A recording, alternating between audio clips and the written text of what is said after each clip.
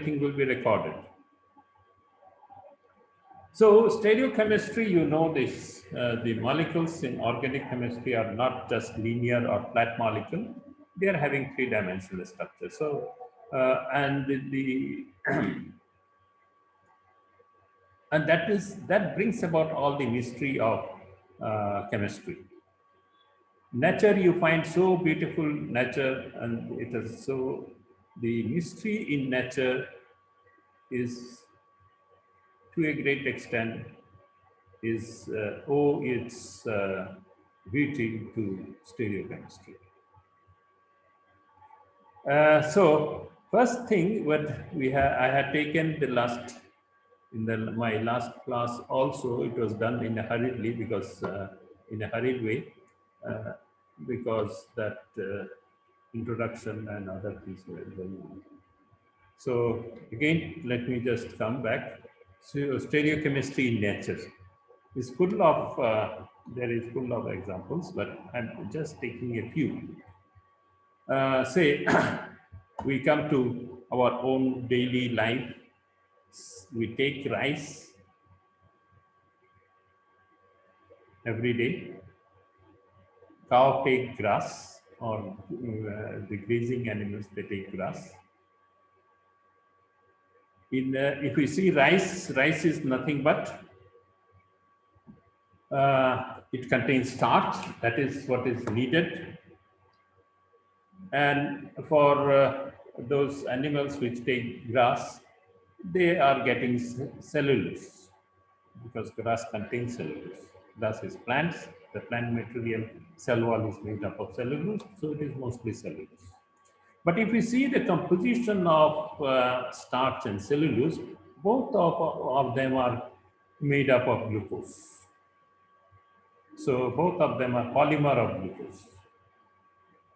That means basically we need glucose for our system. Then why not grass? Why we cannot take grass? Because the enzyme which is going to break down these molecules, that is there, it is not there in our body. Our body cannot produce that enzyme. What is the difference then in between the starch and cellulose? They are polymer of glucose. The basic difference is the connectivity.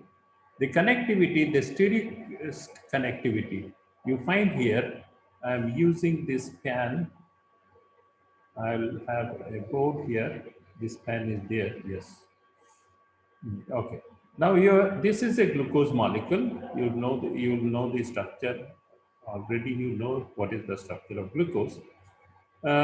This oxygen OH group and the C4 of the second glucose are linked through this linkage that is called alpha linkage, which is present in starch.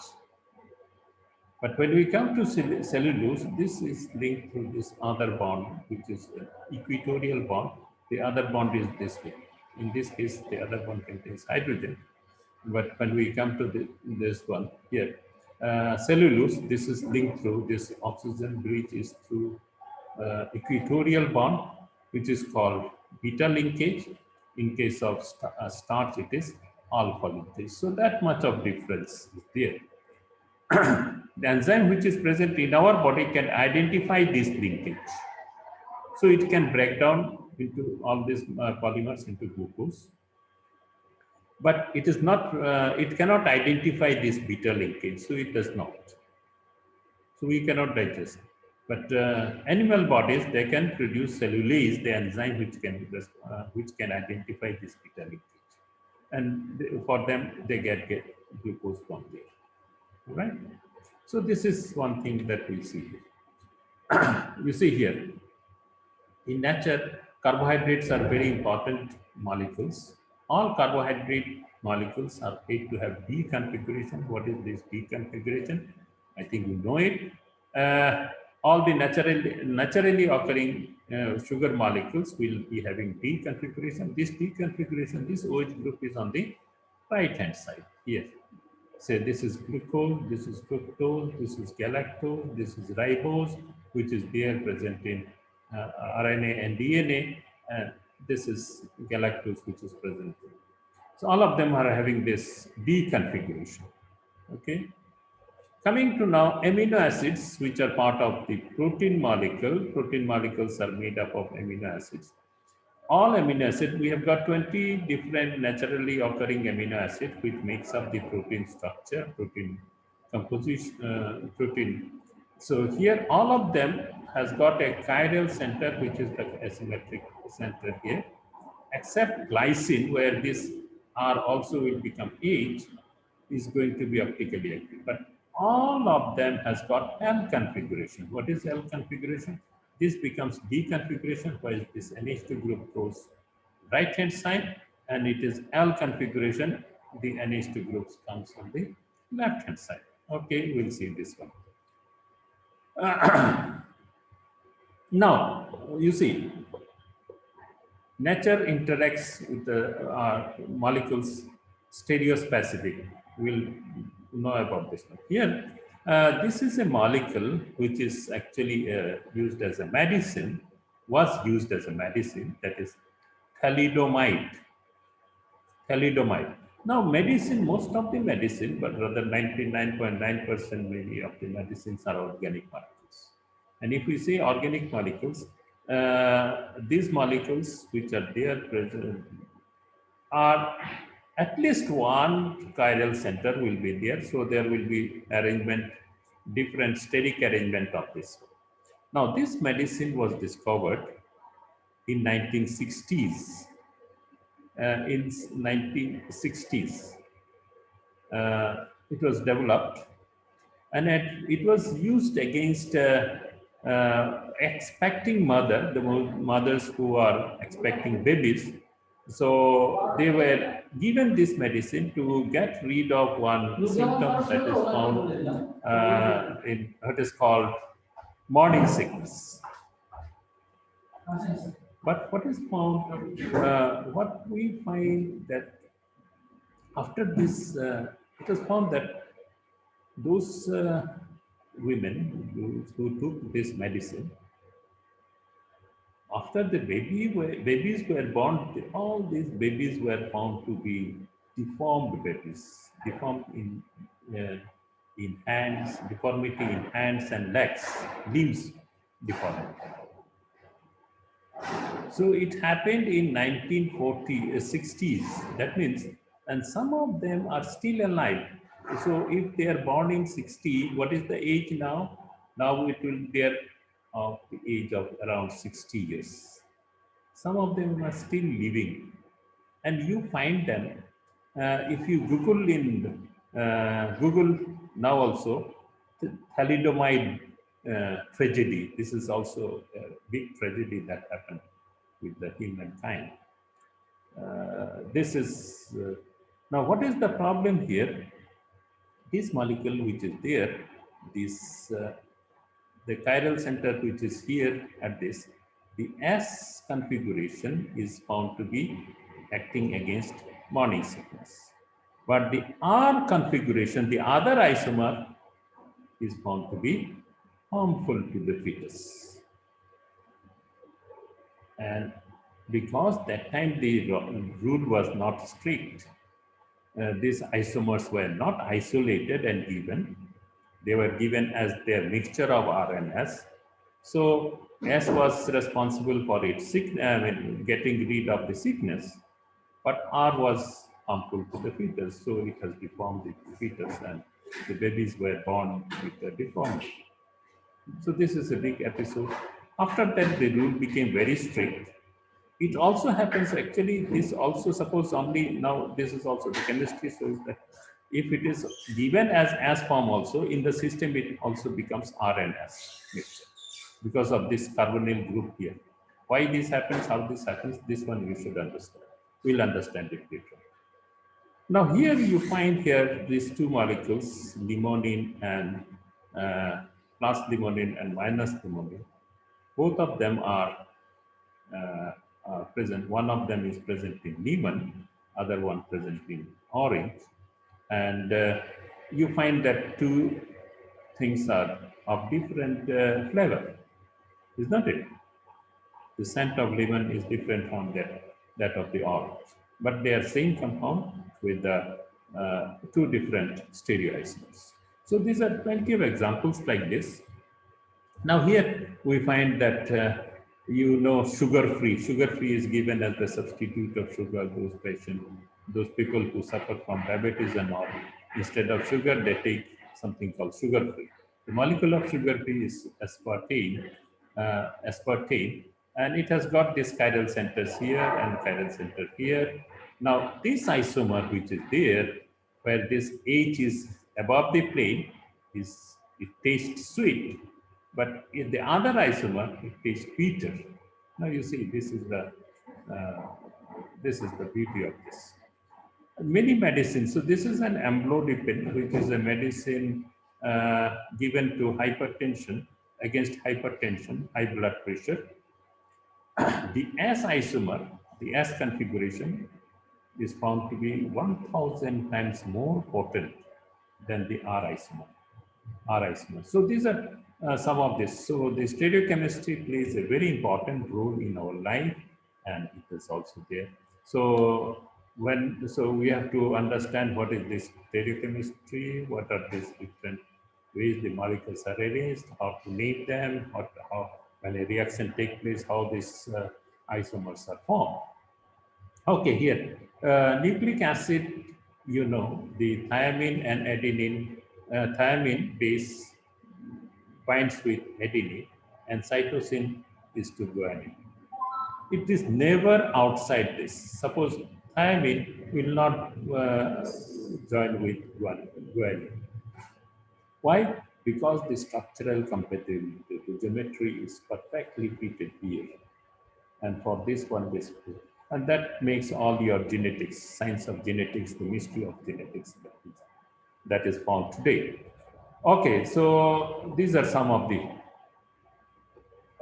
this is what is just the introduction and the importance of stereochemistry that we find. And when any reaction is carried out, if there is a molecule getting formed with the chiral center, there is every chance that both the isomers are getting formed, but your importance may be you may be willing to get one particular isomer, not the other isomer. So that way, our strategy of the synthesis has to be designed. So that is one. So let us come to the very start of this topic. I just start from the bottom, right from the bottom. Means, so let us see. I'll go little quick because these are all known things. We have got organic molecules,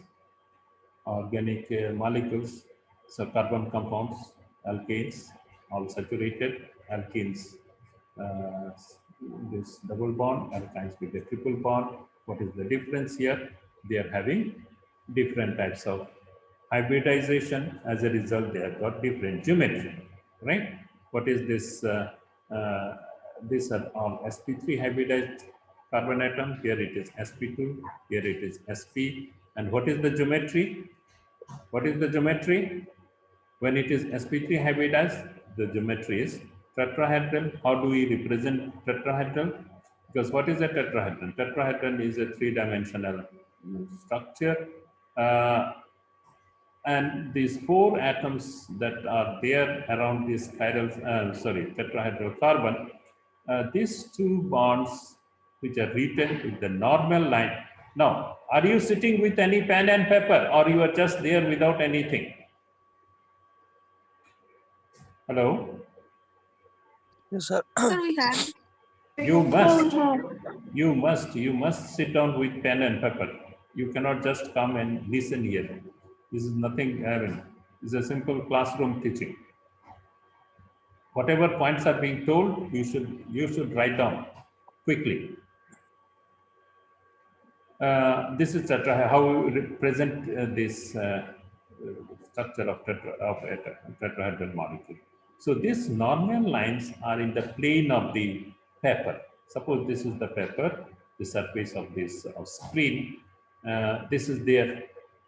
and this borderline is coming above the plane, just coming above the plane, and this dotted line is below the plane. So this is how we represent a tetrahedral, because this is a three-dimensional structure, and but we are presenting it in a two-dimensional surface. All right. And the planar molecule, so sp2, when it is there, it is planar, means all these atoms, atom here, atom here, atom here, atom here, atom this one, atom, all are in one plane. So there is no problem. And if it is one plane here, this angle becomes also what is called that of the equilateral triangle angle, that is going to be 120 degrees. Okay. And when it is sp hybridized, this is linear. The atoms are arranged in linear, so bonding angle becomes 180 degrees. All these things you know. This is what is our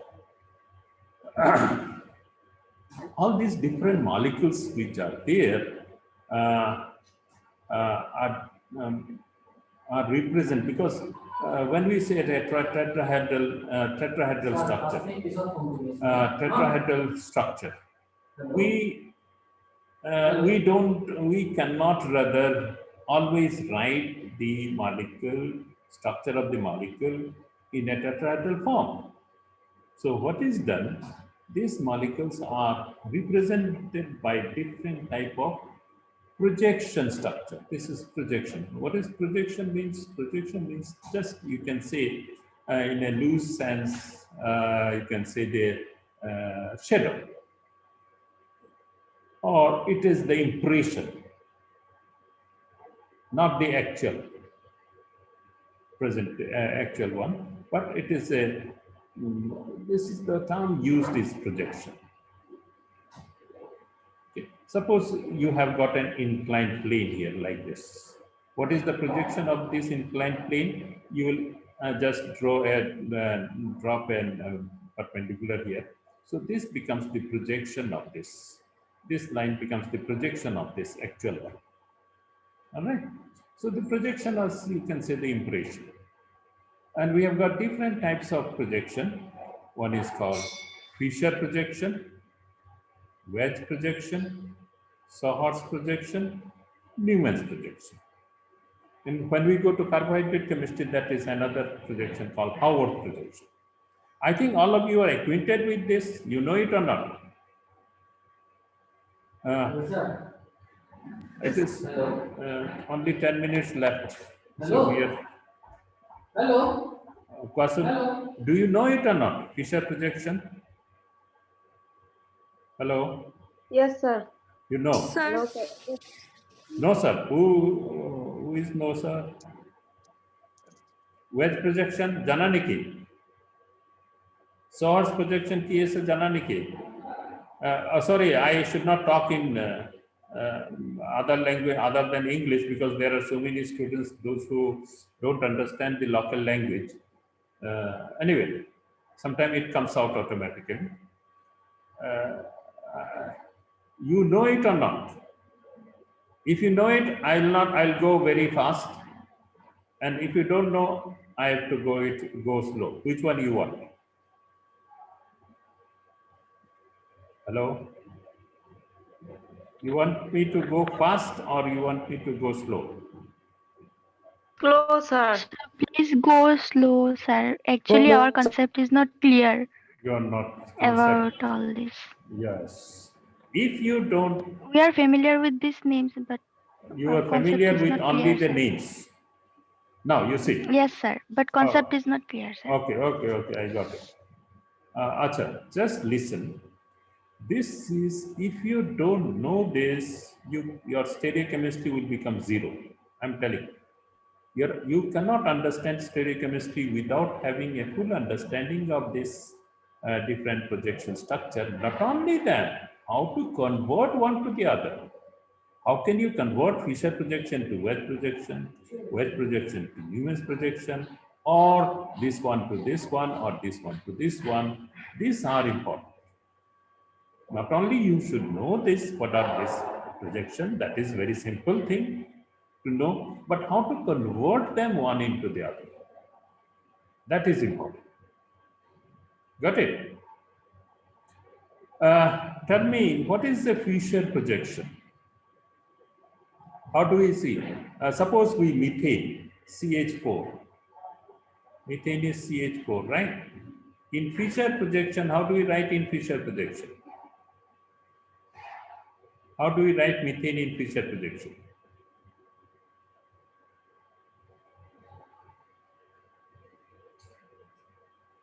Fisher projection is simple one, just 4 lines up and down, horizontal and vertical, 8, 8, 8, 8.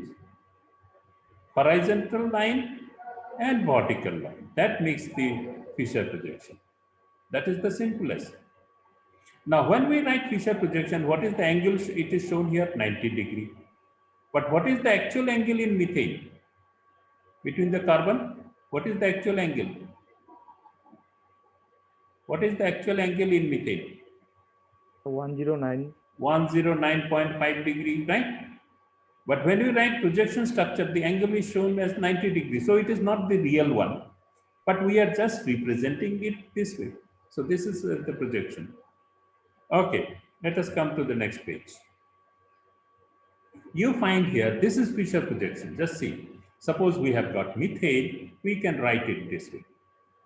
We can write it this way also, because without writing the actual carbon here, carbon need not be shown. When it is ethane, there are 2 carbons, so we'll write two notations like this. But if we have got a molecule like this, suppose we have got molecule, this is CH3, this is CHOH, this is CHClF.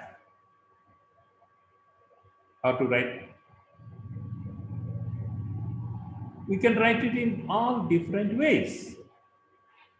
Just I'm showing some. I can write this carbon atom with these 3 hydrogens. So these 3 hydrogen I can write any way I like. Then the second one, carbon has got 2. One is H, another one is OH. I can write this one on the left hand side, this one on the right hand side. Next one, the carbon which is there bonded to fluorine, hydrogen. But where to write? That is the question. Whether I should write fluorine this side, or the fluorine down or up. Hydrogen here also, whether I should write this hydrogen this right hand side or left hand side. Which is correct, or all are correct? As I have changed here, this I have changed to this one. OH has come this side, left hand side, hydrogen has gone to this side. Whether this is, here I have seen this fluorine is changed to this side, hydrogen is brought this side. Here there is again some change earlier. Now you tell me which one is correct, or all are correct? So all are correct, but the configuration will change. Yes, all are correct, but their configuration, the term used, yes, you are right. Configuration may be same or may be different. That one we have to see later on. But the writing is not wrong. We can write it this way. But whether this molecule and this molecule are same or different, that one we have to find out.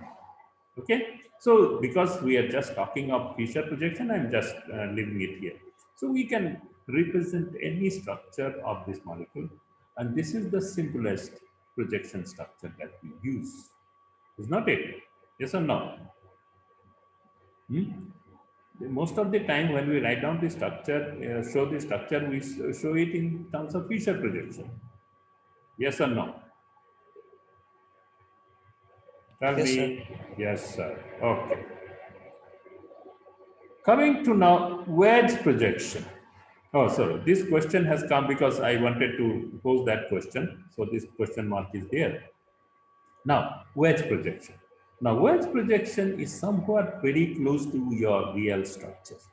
So, real structure of methane is tetrahedral, right?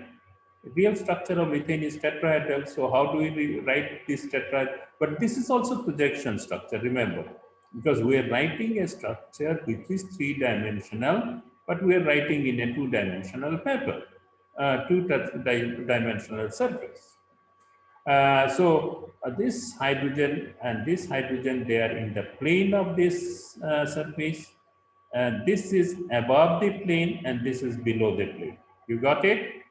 Similarly, methane we can represent it this way, this way, this way, and this way, this way. Okay. All right. So this hydrogen, this carbon, and this hydrogen are in the plane. This hydrogen and this hydrogen are above the plane, and this hydrogen and this hydrogen is below the plane.